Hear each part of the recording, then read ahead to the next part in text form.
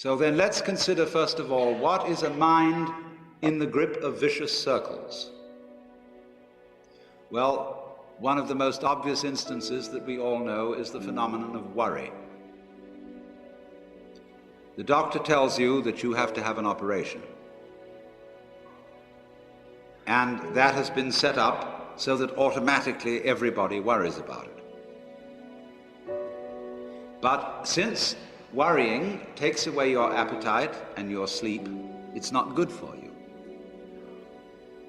But you can't stop worrying, and therefore you get additionally worried that you are worrying. And then, furthermore, because that is quite absurd and you are mad at yourself because you do it, you are worried because you worry because you worry. That is a vicious circle. So now, can you allow your mind to be quiet? Isn't it difficult? Because the mind seems to be like a monkey, jumping up and down and jabbering all the time. Once you've learned to think, you can't stop. And an enormous number of people devote their lives to keeping their minds busy and feel extremely uncomfortable with silence. When you're alone, nobody's saying anything, there's nothing to do. There's this worry, this lack of distraction. I'm left alone with myself, and I want to get away from myself. I'm always wanting to get away from myself. That's why I go to the movies, that's why I read mystery stories, that's why I go after girls or anything that you do, or get drunk or whatever. I don't want to be with myself. I feel queer. So, well, why do you want to run away from yourself? What's so bad about it?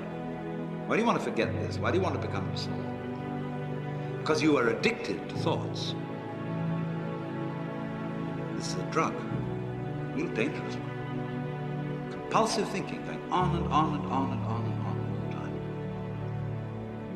It's a habit.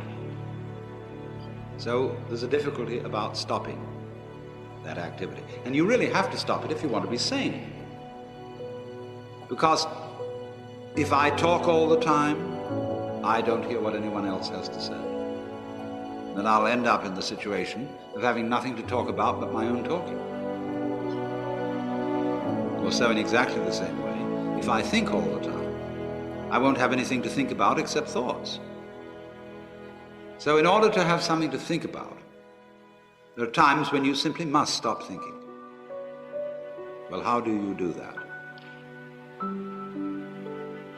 The first rule is don't try to.